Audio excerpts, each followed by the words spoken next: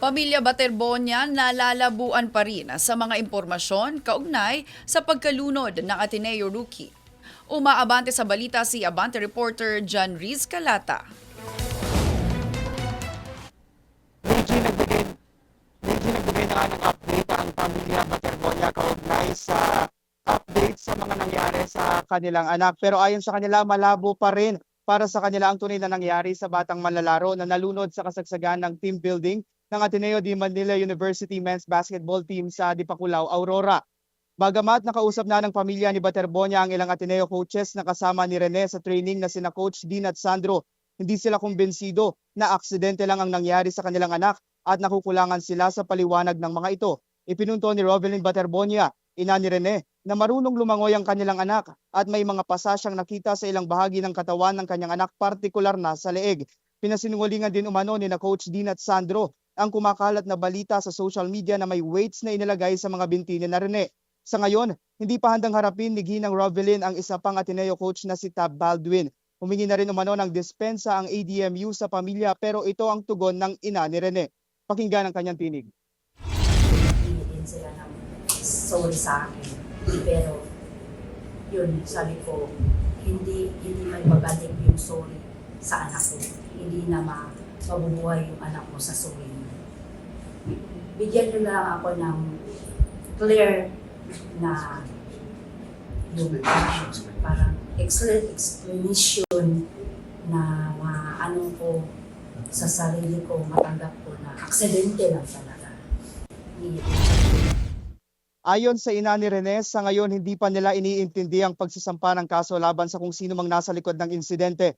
Dumating naman sa Arlington Memorial Chapel sina Attorney Jimmy Bondoc at Israelito Torion na pinadala umano ng pamahalaan ng Agusan del Sur para umalalay sa pamilya. Sa ngayon, wala pa rin umanong resulta mula sa autopsy at wala pa ring death certificate na ito ang hinihintay ng pamilya para maiuwi na sa Agusan del Sur si Rene. Target ng pamilya na maiuwi ang mga labi bukas. Riz. Yes, Oh, Meiji. two things. Kamusta ang kalagayan dyan ngayon sa Arlington? Nandyan pa rin ang pamilya Baterbonia. At pangalawa, meron bang statement o humarap na ba sa media ang mga lawyers na pinadala dyan na sila Attorney Jimmy Bondoc at Israelito Torion? So far, Meiji, dito sa Arlington Memorial Chapels, hindi pinapayagan basta-basta kung sino ang pumasok doon sa chapel kung saan nakalagak yung labi ni Rene. Sa ngayon, parang ang mga may kinalaman o may kaugnayan lamang kay Rene, mga nakasama niyang athletes, yung mga coaches at ilang mga officials from his alma mater pati sa Ateneo yung pinapapasok doon sa mismong chapel.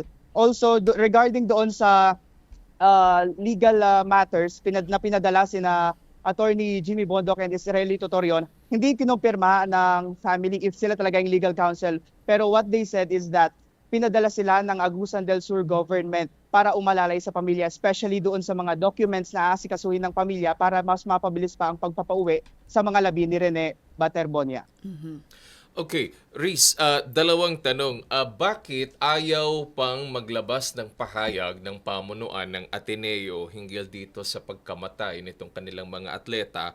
At pangalawang tanong, doon sa report mo nabanggit na nakipag-meeting o nakipag-usap na ang pamunuan ng Ateneo doon sa magulang nitong si Baterbonia. Ito ba nakipag-areglo ba sila? Kumbaga, meron ba silang binabanggit na posibleng kapalit na lamang para hindi na sila magsampa ng kaso sa pamunuan ng Ateneo?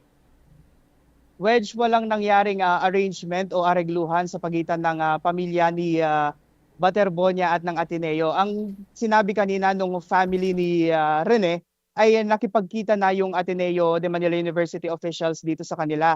And then yung nangyari is after noon, nag-usap sila, naghingi ng dispensa, pero ayun nga, gaya ng nasabi ng ina ni Rene, na hindi na maibabalik ng paumanhin na sinabi ng admin ng Ateneo yung buhay ng kanilang anak. And then after that, umalis yung officials ng Ateneo. Kinumpirma ito ng Arlington Memorial Chapels ng official na umalis na yung officials mula sa Ateneo. And sinabi nila na tumatanggi na o tumanggi munang magbigay ng pahayag ang Ateneo sa media. Kaya hindi rin natin alam kung ano ang rason ng kanilang pagtanggi at hindi pa sila nagbibigay ng pahayag hanggang sa ngayon. Oh, Reese, isang tanong na lamang, meron ka bang nakikitang anggulo dyan na may koneksyon sa politika sapagkat itong si Baterbonia ay laking Davao at ang mga ipinadalang abogado dyan ay sina Attorney Jamie Bondoc at Attorney Israelito Torion? So far, Wedge, ayun lang yung sinabi ng pamilya nila na hindi pa official na legal counsel ni Baterbonia, sina Attorney Jimmy Bondoc and si Attorney Israelito Torion. So far, nandito lang daw sila para umasiste para maipauwi regarding sa mga documents para mapauwi agad si Rene Baterbonia. And yun yung sinabi muna ng family ni Baterbonia. Wedge. Alright, maraming salamat John Reese Calata.